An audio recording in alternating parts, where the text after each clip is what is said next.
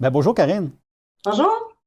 Cette semaine, c'est la 70e édition de la Semaine de la santé mentale qui était du 3 au 9 mai cette année. Oui, Pouvez-vous nous en parler un petit peu? oui, ça prend une tournure toute particulière cette année, la semaine de la santé mentale, parce que avec la pandémie, on sait que bon, l'augmentation de la médication pour les problématiques de santé mentale, dépression, anxiété, tout ça, ça a augmenté beaucoup. On sait que les gens sont beaucoup plus isolés. On sait, hein, dans les médias, c'est incroyable comment la santé mentale a pris de la place cette année, puis avec raison. Mais il faut quand même faire une semaine et euh, je veux vous parler particulièrement du thème, si vous voulez, de l'Association canadienne pour la santé mentale, euh, qui dit quand on met les mots MOTS, on apaise les mots MAUX et qui invite les gens à parler pour vrai. Donc, à s'ouvrir, à aller vers les autres et ceux qui vont bien, peut-être à aller vers ceux qui vont pas bien. Pour les inviter à parler de ce qu'ils ressentent, pour les inviter à s'ouvrir puis à aller chercher de l'aide s'ils en ont besoin. Il y a un autre organisme qui est super important au Québec qui s'occupe de la santé mentale, c'est le Mouvement Santé Mentale Québec, qui a un site qui s'appelle êtrebiendansa-tête.ca. Et ça, c'est un organisme qui a développé dans les dernières années euh, une série d'outils, hein, pour promouvoir, soutenir et outiller les gens pour préserver leur santé mentale. Donc, on n'est pas obligé d'attendre que ça aille pas, là. On peut tout de suite agir. Cette année, le thème qu'on a pris, parce qu'il y a 7 astuces, hein, il y a 7 astuces différentes pour prendre soin de sa santé mentale. Et cette année, le thème qu'on retient, c'est ressentir. Donc, ressentir, c'est se permettre de ressentir les choses, c'est accueillir ses émotions. Puis les comprendre pour mieux s'orienter, pour mieux s'aider finalement. Ressentir, c'est aussi, puis là, je pense que les deux thèmes se rejoignent. Ressentir, c'est aussi dire ce qu'on ressent. C'est mettre des mots sur ce qu'on ressent. Donc, je trouvais que les deux thèmes se rejoignent bien cette année et j'invite vraiment les gens à aller sur le site de êtrebiendansa-tête.ca. Puis c'est pas pour de la santé, c'est pas pour des problèmes de santé mentale, c'est pour préserver sa santé mentale. Donc, il y a plein de petits outils, des petits conseils, des petits trucs, des tutoriels. Donc, on peut aller voir puis s'informer là-dessus, puis prendre soin de soi, puis prendre soin de ce qu'on ressent, puis prendre la peine d'en parler quand ça va pas. Je pense que c'est ça qui est le plus important, surtout en temps de pandémie où on est isolé dans nos bulles souvent. Puis là, le 15 mai prochain, c'est une date bien spéciale, là. C'est une journée spéciale, là. Pour les organismes de défense de droits à la grandeur de la province, le 15 mai, ça marque un anniversaire. C'est l'anniversaire d'une victoire devant les tribunaux d'un recours collectif en Montérégie qui ont remporté un recours collectif qui dénonçait là, les pratiques les mauvaises pratiques de contention et de mesures de contrôle, donc que sont la contention chimique, physique et l'isolement. Donc, il y a eu un recours collectif qui a gagné sa cause il y a quelques années et ça a donné, par la suite, le 15 mai a été comme mis en avant pour chaque année parler de l'importance de dire non aux mesures de contrôle. C'est sûr qu'on est très conscient que de complètement enlever les mesures de contrôle dans les établissements de santé, sur les départements de psychiatrie, c'est peut-être quelque chose qui peut apparaître impossible. Mais il y a des endroits dans le monde où on le fait presque plus parce qu'on a changé les mentalités. On a donné des outils aux gens qui sont sur les départements. Moi, je ne lancerai pas la pierre aux gens qui travaillent sur les départements de santé mentale. Ils ne sont pas assez.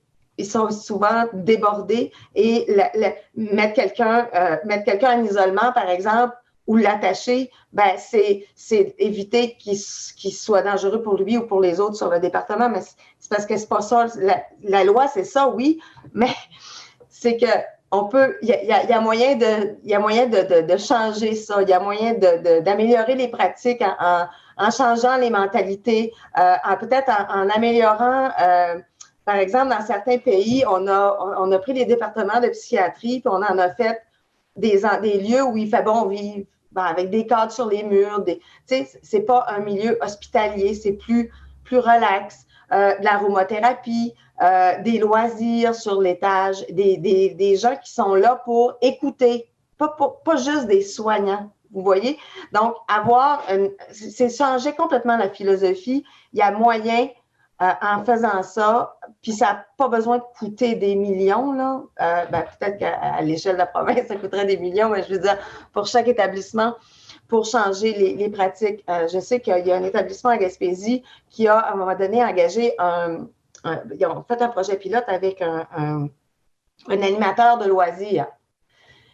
Je ne sais pas qu'est-ce que ça a donné, là, mais j'ai entendu parler de cette initiative-là, puis par quelqu'un qui est allé là avant qu'il y ait l'animateur, puis après, ou pendant, c'est-à-dire.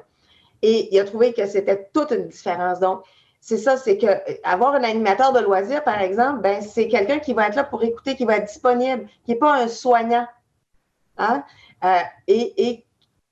La personne là, qui est sur le bord d'une crise, là, si elle peut parler, si elle se sent écouter, si on lui change les idées, par exemple, en faisant de la musique ou en faisant de la peinture, ou ben peut-être qu'elle ne fera pas la crise qui va l'amener en isolement ou qui va l'amener à être contentionnée.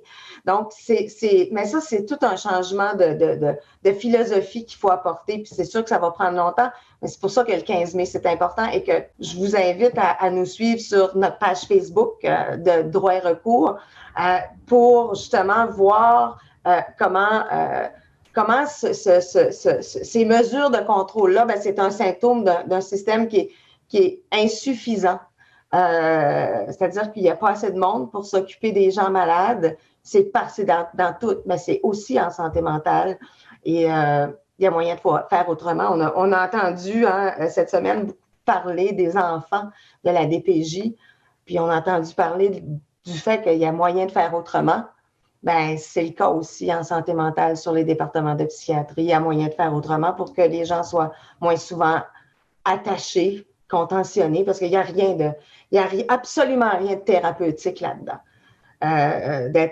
D'attacher quelqu'un ou de lui donner ou de le mettre en isolement, il n'y a rien de thérapeutique là-dedans. On le fait parce qu'on n'a pas le choix, mais finalement, c'est qu'il faudrait prendre conscience qu'on a le choix, mais c'est tout un changement de philosophie. Puis plus, c'est sûr qu'il faut donner les moyens, qu'il faut se donner les moyens au niveau des établissements pour faciliter tout ça. En terminant, jusqu'au 10 mai, les gens peuvent voter pour le prix Orange et Citron. Pouvez-vous nous expliquer en gros c'est quoi? Ben, le prix Orange et Citron, ben, c'est la 25e année que ça existe. Si on souhaite, tantôt je vous disais, il faut changer les mentalités, il faut changer les pratiques, il faut changer de minding pour que les pratiques s'améliorent. C'est pas juste une question de telle infirmière n'est pas correcte, c'est tout un système.